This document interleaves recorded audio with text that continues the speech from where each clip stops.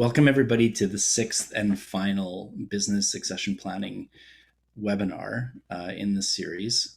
This week, so we've done everything now from the three circle model and the family business system with Shauna from the U of A, and then financials and valuation and succession and financing with Drew, and now we are entering the very final stage, which is going to be taxation and legal considerations. So today we have Hillary Pritchard from Pritchard & Co. Law here in Medicine Hat, and Hillary's going to talk to us about some of the things that we should put on our radar regarding the legal planning.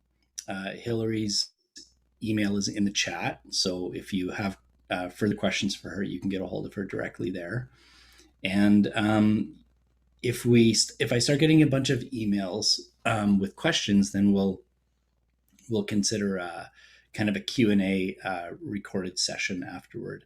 As usual, these are being recorded and you can go back and watch them, share them with your friends. We want the runway for this to be quite long, and we want you to be fully aware of everything from the interpersonal and interfamilial conflict all the way out to this session on tax and legal considerations.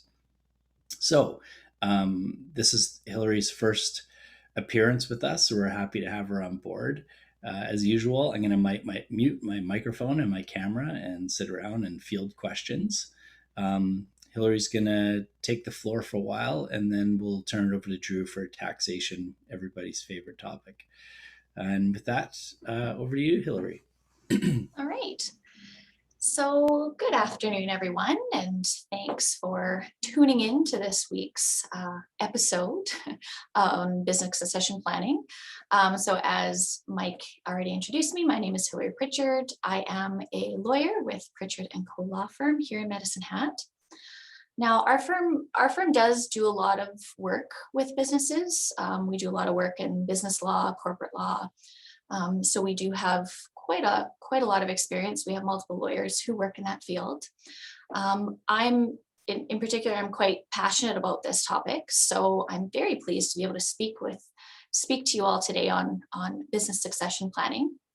And thanks to Mike and Entre-Corp for asking me to present on the legal aspects of business succession planning. So my goal today is to provide you with some general information on the legal aspects of business succession planning and what a lawyer's role is in the process. I'm going to try not to overwhelm you with legal jargon and technical aspects, but I will probably pose a lot of questions, give you lots of information, things to think about in your planning journey.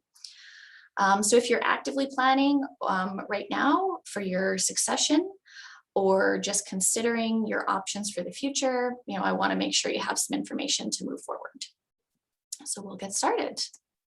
All right. Why is planning important? So I think at this point in the series, you probably already have a pretty good understanding about the importance of planning with respect to business succession. I know both Shauna and Drew have talked a lot about why planning is important and why it's best to start now as opposed to wait until later. So I won't go into a huge amount of detail in answering this question, but I do want to touch on it a little bit because it is important. So a familiar saying that we have around our office is plans don't fail. People fail to plan. Succession planning is work. There's a lot of difficult questions. There's tough conversations to be had. It can be emotional, time consuming. So it is one of those, it is an easy task to put off. But one of my hopes are, I hope that one of the takeaways you have from this series, or at least one of the many takeaways you have, is that planning really doesn't have to be a dreaded task. It doesn't have to be awful. You've got professional advisors that are here to help you and to assist you along the way. If you're watching if you're watching this series, then there's a good chance that you have a business. And I bet you've worked really hard to get it to where it is today. Growing a business, developing it, marketing it, that it takes a lot of work to be successful in business is not an easy accomplishment. So it's really important to think about your business succession plan. And there's lots of different ways to do that. You might be thinking about selling your business to an independent third party. You might be thinking about passing on your business to a family member, a child, or maybe to a key employee. So, and regardless of which route you take, having a good plan in place is key to ensuring a successful transition and also to minimizing the turbulence during the transition, making it as smooth as possible for everyone that's involved. And lastly, I always tell clients that planning is one of the best gifts you can give your family. Whether or not you're transitioning your business to a family member, it could be that you might just be selling to an arm's length third party, but your family will really appreciate knowing that there's a plan in place and that you've thought about what the succession is going to look like and how that's going to take effect. It's one of the best gifts you can give your family.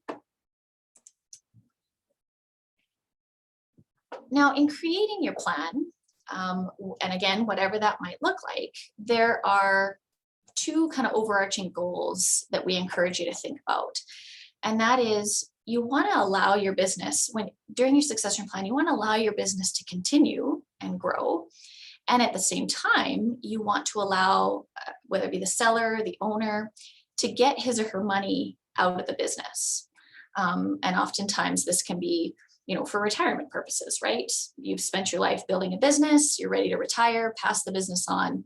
Well, how do we do so in a way that allows the business to continue and at the same time funds your retirement? So your plan is going to look at balancing these two goals. Succession planning is critical to the survival of a business and the financial well-being of its owners. And a failure to plan can actually be quite harmful to the business. It can end up being quite costly, costing the business and yourself lots of money. And you really don't want a plan that's put in place on a rush because, like I said, it can put a lot of financial pressure on all the parties involved. All right, so what's the plan? So the what? Well, at this stage, you're going to want to think about your goals in your business succession plan, your personal goals, business goals, financial goals, and they'll all likely vary a little bit. Thinking about what is important to you as a business owner, what's important to you as a family member, what's important to the rest of your family, what's important to your employees. You're going to want to think about all those questions. I encourage clients to write it down on pieces of paper and go back to them. They don't all have to be answered in one session, so important to think about them over time. The who of your plan. Who's going to be your successor? Are you thinking about passing on ownership of your business to one or more relatives? Allowing one or more partners or employees to buy into the business, that's another option. Or are you planning to sell to an arm's length third party? These are all options. They all have, they'll have their own unique aspects, things to think about. Each different one's going to have some different plans. So that's an important first stage of the planning process, to think about who your successor is going to be. When is also an important question to think about. What is the time frame for your succession plan? Do you want out of the business right now? Or are you looking at a retirement plan for 10, 15 years in the future? Because these questions, of course, are going to impact, the time you have to come up with your plan and what it's going to look like.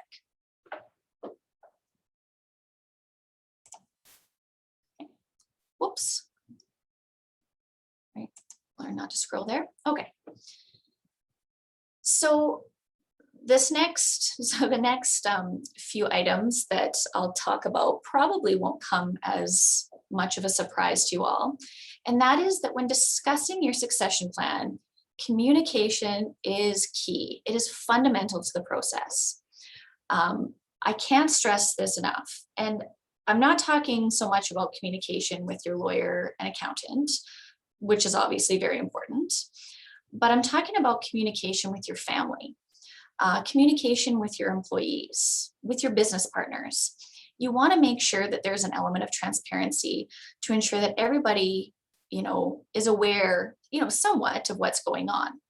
You don't have to disclose all the details to everybody, but it's important to be open and have conversations with the parties that are involved in this plan. What are your intentions as a business owner? What are the intentions of your potential successor?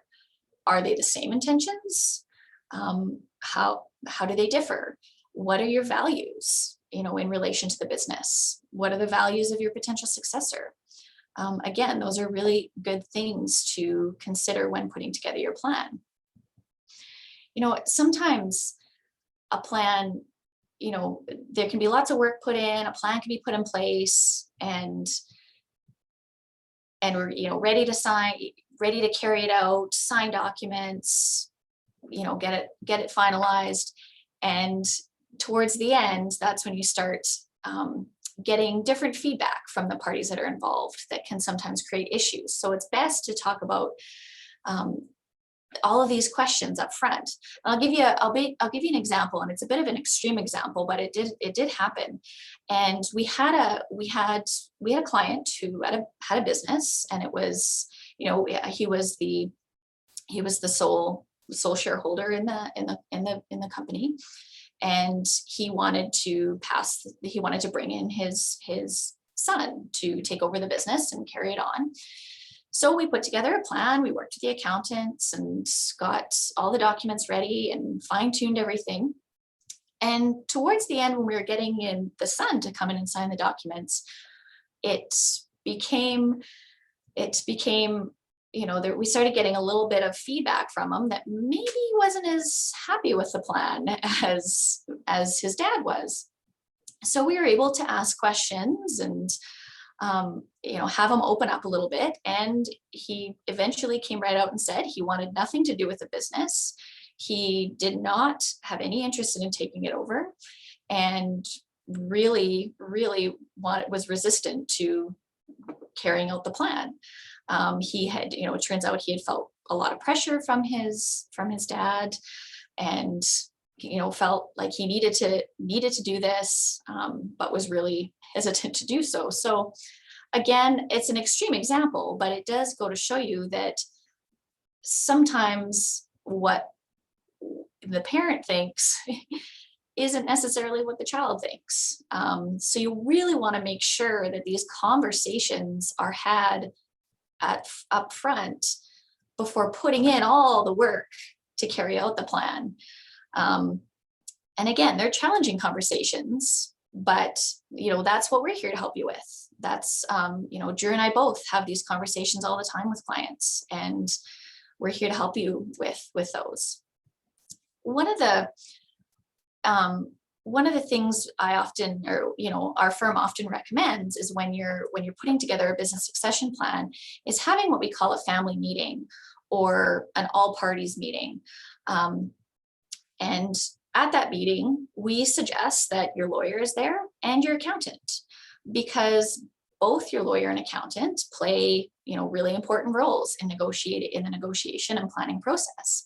We have a different skill set. We work closely together, but we have our knowledge and skills are different, which is a good thing. And I understand you probably are thinking, oh goodness, a meeting with both my lawyer and accountant there, I can only imagine what that's going to cost me. I get that you're now, you've got 2 hourly rates in one meeting. But in fact, we found this to be quite efficient, both time-wise and cost-wise. And And that's because, we're all at the same meeting. We can all ask questions and work on the plan together. Whereas without that, what often happens is the accountant and the lawyer will end up going back and forth. They'll each be talking to the client and then talking to each other. And sometimes intentions can be lost. There can be miscommunications about the plan and what the client wants. So it is something to think about when you're ready to start the planning process, is think about having, an all parties meeting or a family meeting where you have both your accountant and lawyer present. We talked about that the other day, right? And it was either you or Drew that was saying that, and I know what it's like to be a client and to be sitting there and looking at you're looking at your lawyer and your accountant, and you're just tallying up the bill in your head. Yeah. But in the end, it can save you a lot of money, right? It saves a lot of money. And from our perspective too, it's quite helpful when you can have, and like I said, being a family meeting, if you're transitioning your business to a child, and, we recommend, let's have a meeting. Let's have you there as the business owner. Let's have your spouse there as an interested party. Let's have your children there, whether it's all your children or the one child who's, planning to come into the business, and your lawyer and accountant. And that helps us to pick up on the family dynamics. And that allows us to do our job better, so we can understand what's the relationship like, how do the parties get along, is there tension? And it definitely allows us to do, I think, a better job of carrying out the plan in a way that benefits everybody. So you're saying it's always cheaper to do it right the first time? Exactly, it very much is. I would definitely agree with that saying. If you're going to do it right. Okay.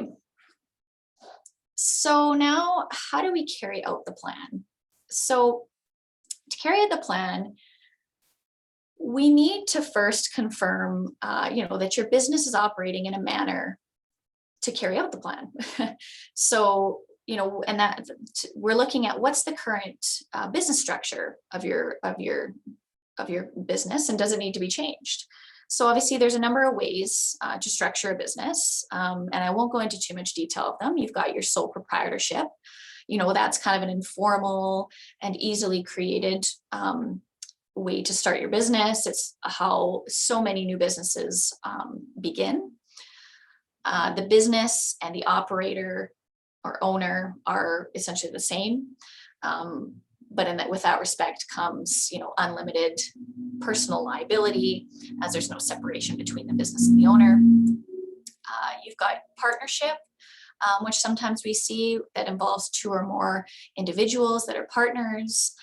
It can be an informal partnership, or it can be a registered partnership through Alberta corporate registries. And with a partnership, you have shared risk, and shared management of the corporation. And then finally, you've got your corporation. That's another very common type of ownership, where individuals own shares in the company. It's a little bit more, there's a little more work involved in setting up corporations, but they are useful in a lot of businesses. It's a separate legal entity, which means, that you have the shareholders, the owners have limited personal liability with respect to the business.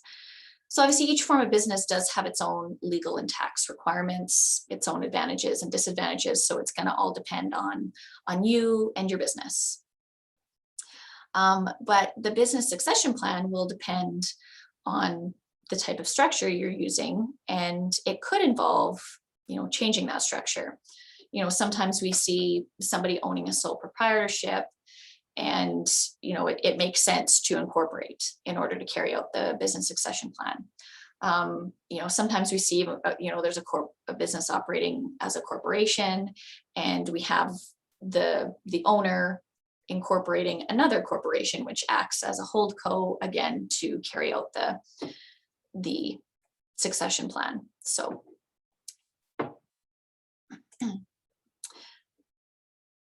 Ultimately, there are multiple ways to carry out your succession plan, and I believe Drew gave a really good overview of the different types of transactions that we often see when dealing with succession of a business, I believe in last week's presentation.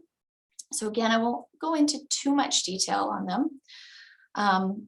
But if you're selling your business to a third party, whether that be a family member or an arm's length third party, you can sell your business by way of sale of shares. So that's where you're selling the whole business as a separate legal entity.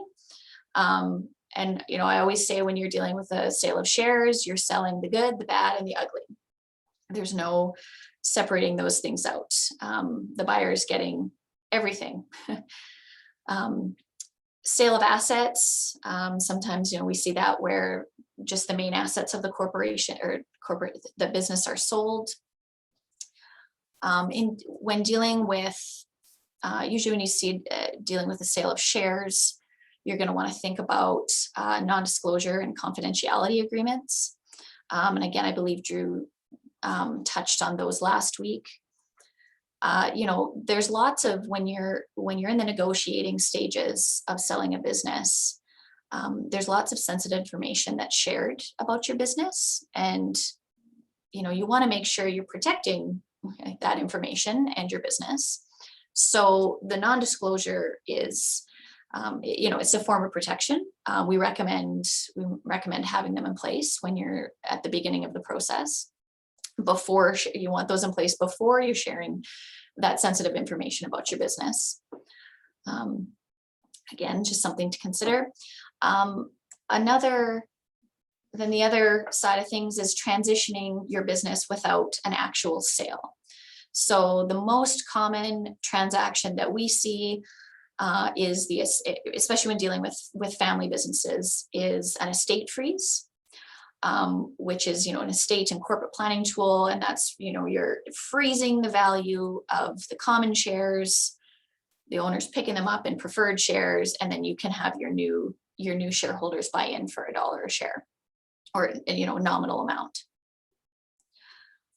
We also see butterfly transactions, which usually more used when two shareholders want to part ways and split the business. It's a way to divide assets between the shareholders. Usually involves rollovers, redemptions. And then, Drew also talked about family trusts last week too, which are sometimes used.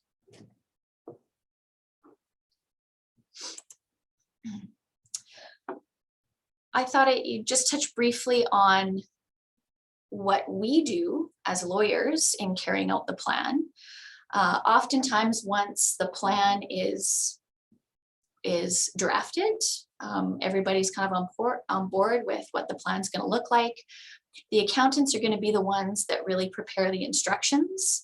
They've got all the numbers and all the amounts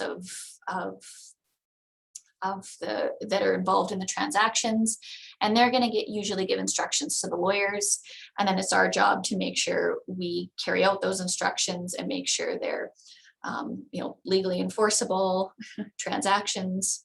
So we draft the agreements. We've got share sale agreements, share exchange agreements, redemption agreements, promissory notes, shareholder agreements, lots of different documents that are involved in these types of transactions.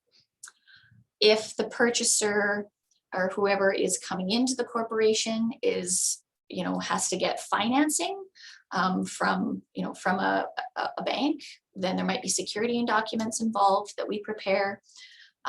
Sometimes the transaction is being financed by the vendor.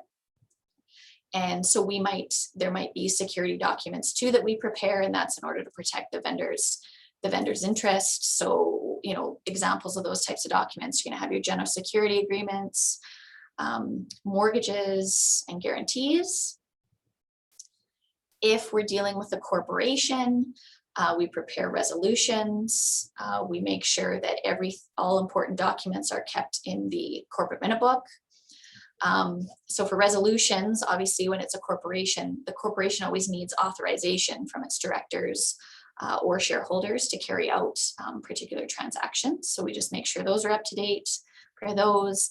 If there's any resignations or renunciations, so if you have kind of change of ownership, sometimes the directors and officers will change in the corporation. So we make sure that's documented.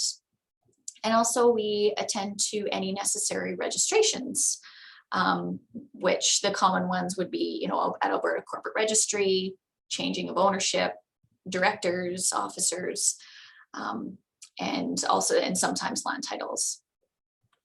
So that's a little bit about what we do. I just want to give a quick anecdote. Not on a business sale, but a friend of mine just bought a piece of property down near Waterton. It's this little piece of property, and he built a cabin and put a septic pond in it, and it's beautiful. It looks out at Chief Mountain, and he was there maybe a month, and a guy drove up his driveway, knocked on his door, and said, "This is my land. I own this land. We've been farming this land for generations." Actually, this story because you were the lawyer on this, because he showed me the letter. So this is funny. I just realized that. Oh, Yeah, what yeah. a coincidence. So that guy's a friend of mine, and Okay. it was just a confirmation of why we bother going to see a lawyer in a property transaction. So a little off topic, but nonetheless, it was one that hit home. Yeah, So he texted me, and I said, "Email your lawyer," who happened to be you. I didn't even I'd forgotten that point. Anyway, that was just a no, I know exactly what you're talking about. Yeah. And that kind of brought me back to my law school days of squatters' rights. Right? Yeah. Adverse possession and what that looks like. So no, I hopefully didn't mean to derail you. I saw land titles on your slide, and I was like, because most people wouldn't think that could happen in today's world, and it didn't, because he had gone through the proper documentation, right? Yeah, no, absolutely. And that's why, it's critical to make sure that everything is done properly when you're buying or selling, well, anything. Yeah. Let alone your business. Yeah, exactly. Okay, sorry to interrupt. Not a problem. No, those anecdotes are good. All right. So now there's one particular agreement that I do just want to focus in on, single out a little bit. And that's the unanimous shareholders agreement, or also commonly referred to as just the shareholders agreement, which is really only applicable to corporations. Something similar, you can have in a partnership. Sometimes you have partnership agreements that are going to have similar substance in them. When you have a corporation with more than one shareholder, or you're planning to have a corporation with more than one shareholder, I strongly recommend you consider a USA. The USA, I always explain, it's kind of like a will and a prenuptial agreement for your business. It's a contract between the shareholders of a corporation and the corporation itself. It provides a framework that regulates and structures the relationship between the shareholders, or between the shareholders and the corporation. And it's a legal tool. It's a really important legal tool that helps directors and shareholders to preserve shareholding benefits, minimize risk wherever possible, prevent and manage disputes between shareholders. It tries to anticipate certain events. And it can, we also tries to dictate how to deal with unforeseeable events in a way that, you try to not cause any financial strain on the business.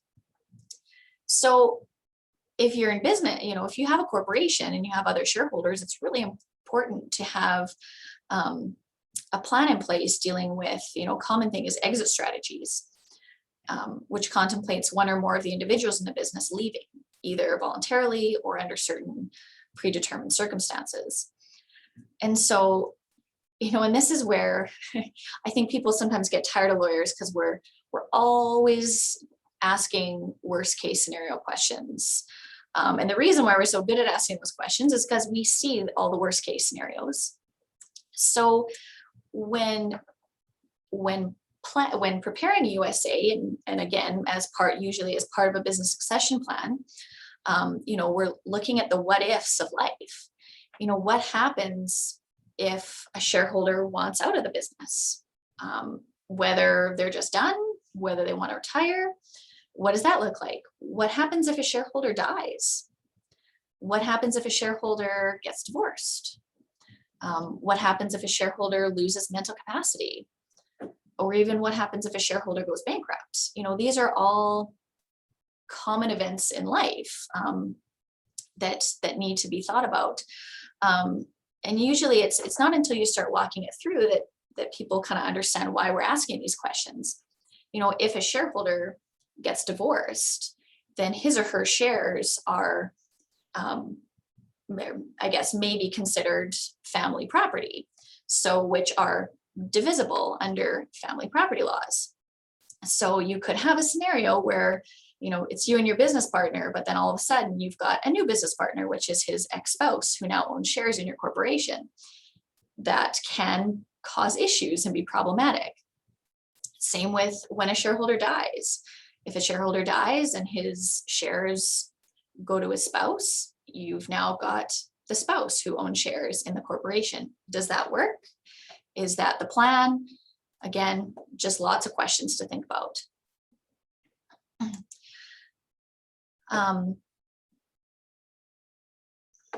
Yeah, and just thinking about how are shares, thinking about in the event if shares are bought back, are they sold to another shareholder? Are they bought back? Are they bought back by the corporation? How does that work? How do we value them? This can all be planned in advance in the unanimous shareholders agreement. Other important things to think about in the USA are how is money handled? How is it spent? What amount of money is it okay for a shareholder, or sorry, for the directors to spend without getting approval from the shareholders? Is there an amount of money that, if they're going to spend it, would require the unanimous consent of the shareholders or a majority consent of the shareholders? Another big part of the USA would be dispute resolution. What if there's a dispute between the shareholders, and how is it going to be resolved? We definitely encourage including, wording in there to encourage the shareholders, the corporation, to attend mediation, collaboration, trying to resolve disputes through some sort of interest-based negotiation process, and if that doesn't work, then arbitration. We try our best to keep disputes out of the court, because it's costly on so many fronts. So, the bottom line is, I think USA is really important to ensuring the continued success and viability of your business. So I encourage you to think about preparing one for your business throughout this business succession planning process. Okay, so I'll just wrap things up so I don't take too much time. So, the plan's been prepared, drafted, there's been a lot of thought put into it. We've documented it, everybody's signed, it's done. So you think, great, all done. Well, before you do your happy dance, there's a few other things that you're going to want to think about as a business owner. Oh, actually, and whether you're a business owner or no longer a business owner, if you're now kind of retired from the business, well, no matter what transaction is involved in your business succession plan, we always encourage you to review your estate plan. And that's to ensure that your estate plan is up to date, that it reflects your intentions, and that it doesn't conflict with the business succession plan that you've just spent a lot of time and money in preparing. So your personal estate plan is usually involves 3 documents. You've got your will, which comes into play on death. And then you have the enduring power of attorney and the personal directive, which those 2 documents come into play if you lose mental capacity. Your enduring power of attorney deals with property and finances, and your personal directive deals with healthcare decisions. So again, it's just wanting to make sure that all these documents are in line with this business succession plan that you've just created. An example of that is if you have, shares in the corporation, how are these shares going to be distributed to your family on death? Will they go to a spouse? Will they go to children? Do you have more than one child? A common scenario that we deal with is, we've got one child that's involved in the business and another child that's not involved in the business. How do you treat those children equally or fairly in your will? Is fair and equal the same thing? Oftentimes it's not. And so it's those questions that you want to think about. And then last, you also want to look at some more, with respect to your business plan, is just making sure that you've got employment agreements in place. Those are really, really, really important legal tools and can save you. Another example of where a little bit of money up front can save you a lot of money down the road. And another thing we're doing more of lately is workplace policies, drug and alcohol policies. We've been preparing COVID policies, mask policies, things like that for businesses. So just wanting to make sure that some of the business housekeeping is in order.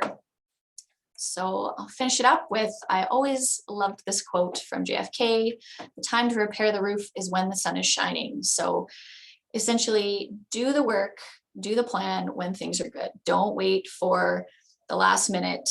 Don't wait for things to go sour between you and your business partners. Meet with your professional advisors to come up with a plan to meet your goals, and do that sooner rather than later. So that's it for me. And if that's it, I will pass it over to Drew. Thanks, Hillary. I think the title of that presentation for the future could be "An Ounce of Prevention is Worth a Pound of Cure." Absolutely. Yeah, that was good. You tapped into a lot of stuff Shauna talked about on the interpersonal and interfamily side of things, and a lot of stuff Drew talked about recently as well. So to keep the clock rolling here, we'll hand over to Drew. He's ready. He's got his Carey Price jersey there as usual. I don't know if you're a Habs fan, but you're a Price fan. That's good enough. I'm definitely a Habs fan. All right. Yeah, I think we all are. That this year and other years, I wouldn't have admitted to that. Yeah, I actually, fun note, I went to law school with Carey Price's mom. Oh, nice. Yeah, she's lovely. She's I think she's an elected chief now, right? She was. She was then? I'm not sure if she still is, but yeah, for posterity, it's what is it? It's June 22nd, 2021. So we're just coming out of COVID. I've got the second vaccine sniffles, and Hillary's gotten over hers, and Drew's signed up for the vaccine sniffles on Friday. So and the Habs are 2-2 against Vegas in the semis. So there you go. This will bring back memories when you review it later.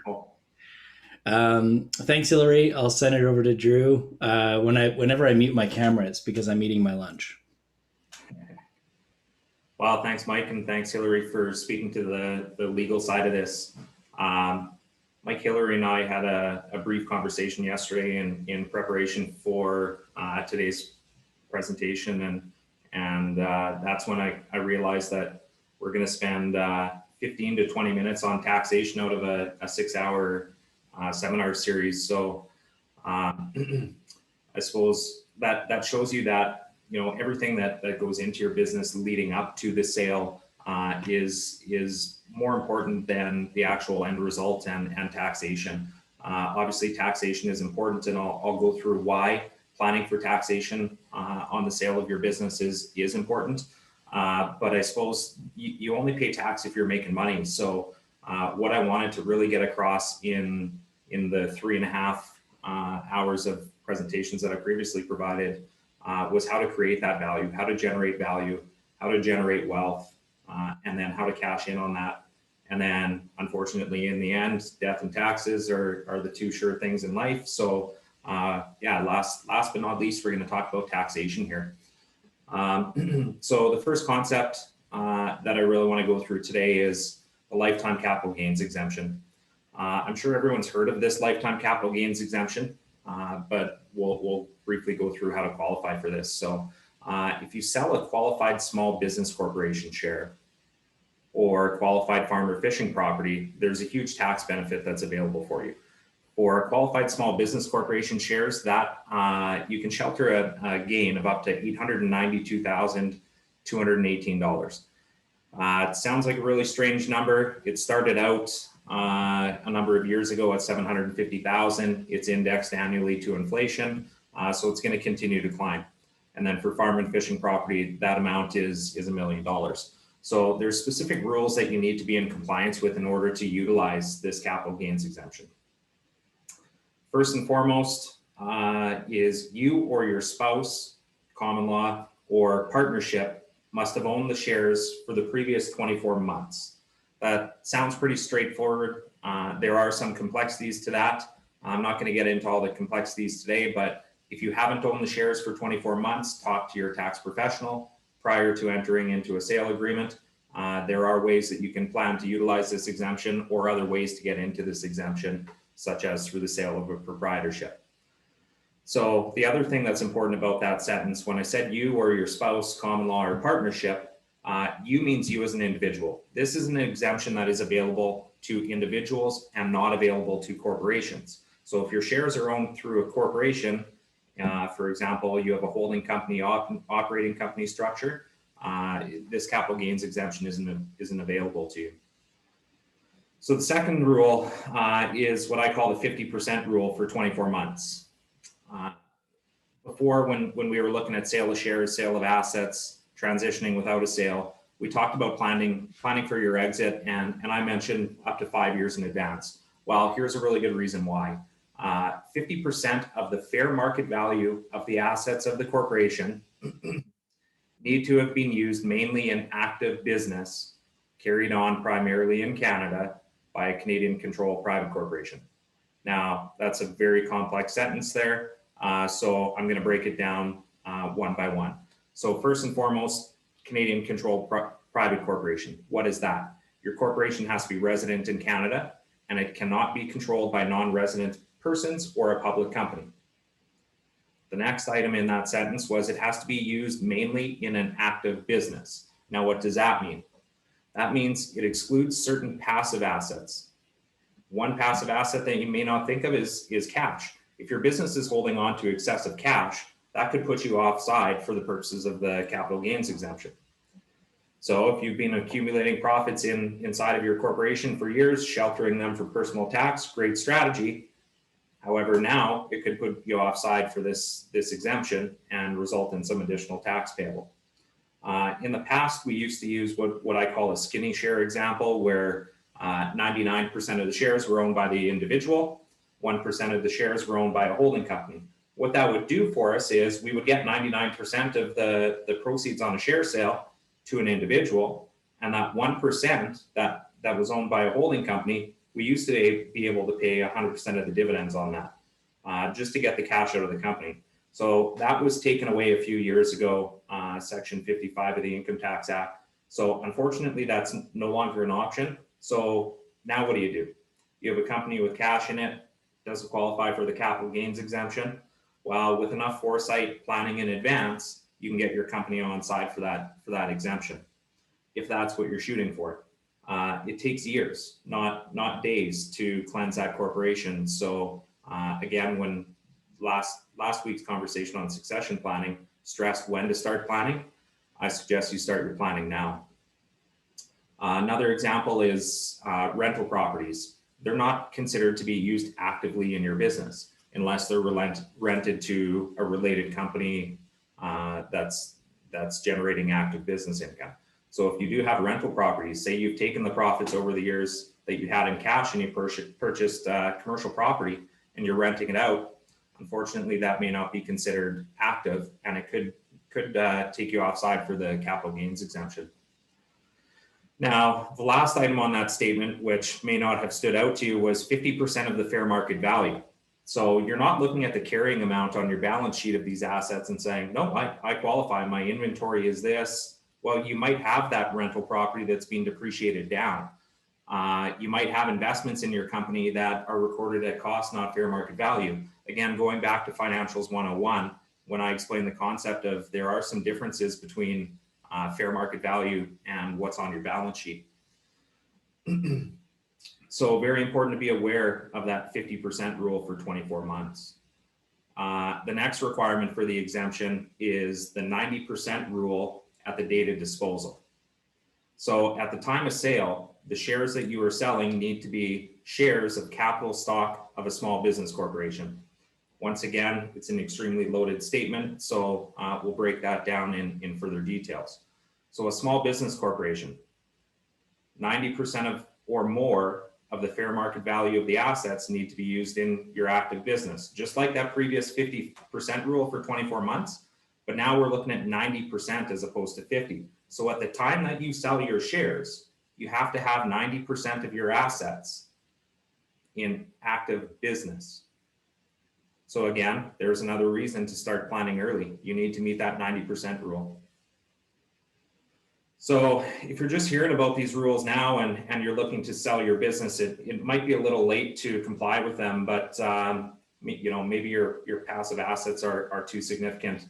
But you know, planning and foresight in advance for your succession plan, yeah, it should be started now.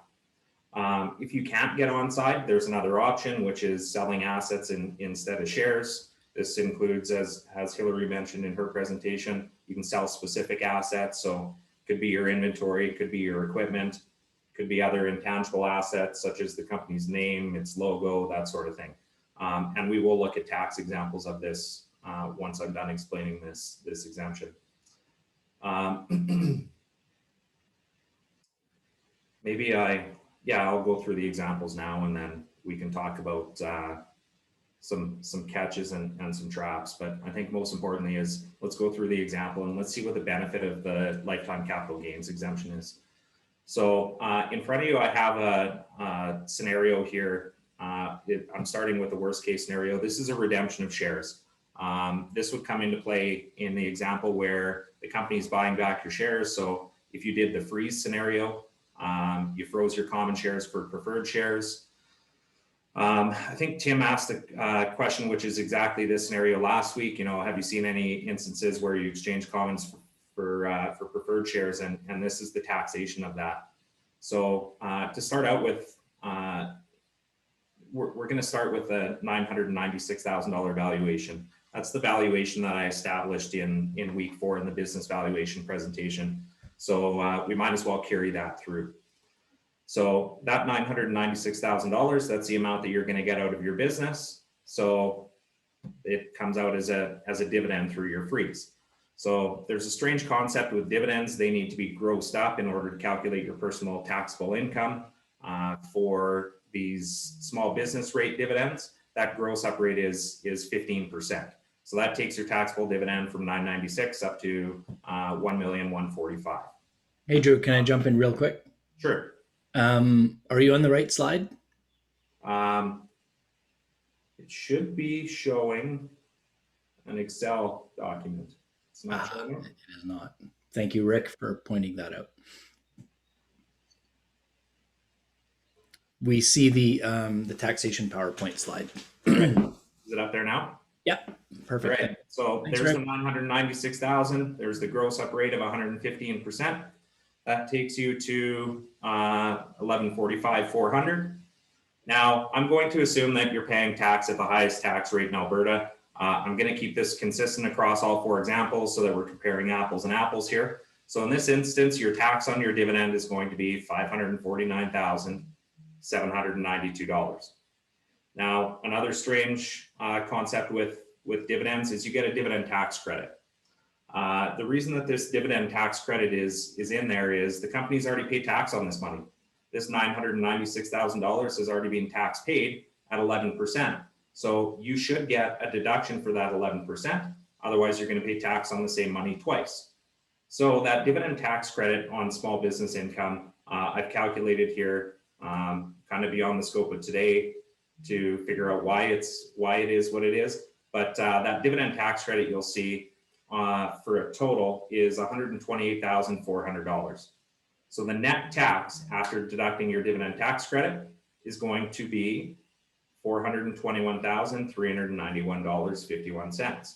So out of your $996,000, you end up with $574,608. You are paying 42.31% tax on that dividend. So hopefully nobody choked on their lunch at that point. And we'll move on to the next example, and they progressively get better. So we got something to look forward to in the end here. So in this scenario, what I'm looking at is, this is if the company had paid income tax at the general rate. So the small business rate's 11%. The general rate in this scenario is 23% in Alberta. So again, we have to do that gross up calculation. Again, it's very strange, but from a tax perspective, they're trying to create integration where a dollar earned in one way, shape, or form ends up as the same amount of money after tax in your pocket. And this is what they came up with for that. So your taxable dividend goes up to $1,375,000 roughly, higher than your taxable dividend under the small business scenario, but we do get a higher dividend tax credit here. So tax on that dividend would be almost $660,000. You can see the dividend tax credit is significantly higher. So you're getting a credit of $318,050. So your net tax is $341,698. It's a little bit less than the other dividend scenario. So after tax, you're getting to take home $654,301. So these are two scenarios where you're doing the freeze, you're taking your commons for preferreds, you're redeeming them over time. This is what your tax is going to look like. The next two examples I'm going to go through are when you have a capital gain. Capital gain is when you're selling your shares. Capital gains are taxed differently. There's an inclusion rate. So currently, the inclusion rate for capital gains is 50%. So out of your $996,000 proceeds, your taxable capital gain, assuming no cost based on these shares, is $498,000. The other portion of the proceeds is going to be considered tax-free. So now, again, 48% tax rate, the tax on your capital gain, $239,040. So now you're taking home $757,000. Starting to look way better. Now, this is kind of getting right to the point that I was trying to make here. Next up is your capital gains exemption. So you'll see the exemption on here. I have $892,218. So that money is sheltered from tax. It is completely tax-free, provided you meet those qualifications that I previously covered. That leaves only $103,782 subject to tax. Again, your 50% inclusion rate leaves a taxable gain of roughly $52,000. We'll use the same 48% tax rate. This looks a heck of a lot better. You're taking home $971,000. So to further drive this point home, here's a summary of everything that we went through. On the far right-hand side, your exemption capital gain, $971,000, as opposed to worst case scenario, $575,000. There is a huge benefit to utilizing this capital gains exemption. So if you can start planning now in order to qualify, there's large tax savings that are on the table here for you. Now, in these calculations, I've oversimplified the tax calculation quite a bit. I've ignored something called alternative minimum tax, which is way beyond the scope of today's presentation. But just to further emphasize the point on, there are significant tax savings that are available by utilizing that exemption.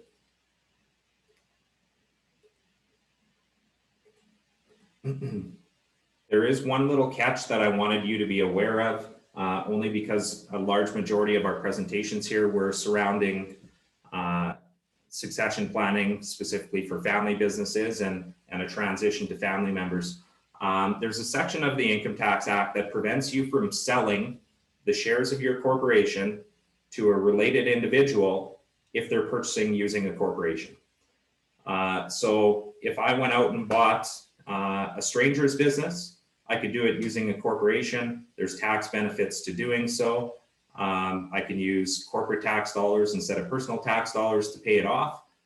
Unfortunately, the rules aren't the same for related parties. There is a bill out there right now that's looking to remove that so that it's the same tax cost when selling to family as opposed to strangers.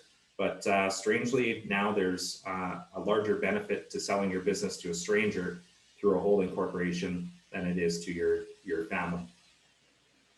So, yeah, I guess why did we go through this today? I mean, tax is just it's a calculation in the end. You try to drive as much value from your business, and and unfortunately, tax is there at the end. But there are significant tax savings on utilizing this exemption. So start planning now. And I guess to further drive home my point, we talked about planning, and planning has been pretty much a key to this whole series. Start that planning process early. So that's really all I wanted to cover off today. It was a long 6-week journey here to get to this point and to share all of this information. But I really hope that what we've gone through here has added value to you as a business owner, or potentially somebody looking to purchase a business. Some of the topics that I talked about were a bit heavy. There were valuation calculations, there's tax calculations. I don't expect you to be able to do those valuation and tax calculations. What I was really looking for is, some point down the line, something's going to come up and you're going to say, hey, you know what? Like, there was that boring accountant. He talked about a lot of this stuff. I have an issue here and I need to talk to somebody. So get help with those decisions, seek advice from or assistance from your trusted advisors. And I guess I appreciate everyone's time that sat in on this series or watched them through the website there. Thanks to Mike for coordinating and putting this on. Thanks to Hillary and Shauna for doing their parts. And I guess one last little plug, at JMH, we provide free consultations. So we have offices in Medisnap, Brooks, and Calgary. If you're needing assistance with any of this financial reporting, tax planning, selling, purchasing a business, visit our website and you can book your free consultation through there. Thank you, Drew. I would like to thank you and Hillary and Shauna. So we had Hillary from Pritchard & Co. law firm. We had Shauna from the Alberta Business Family Institute at the University of Alberta. They have that's just my dog opening the door with her nose. They have a very long, very in-depth series of workshops. I think they're webinars that you can take through ABFI. But the purpose of this was at Community Futures, we're about economic development and we're about keeping our businesses healthy and profitable and in our community. And one of the things that we recognize through surveys and just general business is that a community like ours runs the risk of people just winding it down and retiring. And so I think in a nutshell, regardless of which of the three presenters was presenting to us, the key is make your runway as long as possible. Get out ahead of this stuff. Talk to your accountant, talk to your lawyer, have that all parties meeting. And hopefully we put a whole bunch of road signs up for you to kind of identify and prepare yourself well. All three presenters had anecdotes about, business succession that wasn't well planned out and how it gets stalled out or just goes completely sideways. So I'd like to thank all three of you for participating in this and giving this value add back to our community. This is entirely pro bono work on their part. It's because the community means a lot to them. So on the YouTube playlist, I will make sure that everybody's contact information is on there. So if you have questions, you can reach out to Drew or Hillary or one of their team or Shauna. And so in closing, I just like to thank all three of you again, and have a wonderful summer 2021.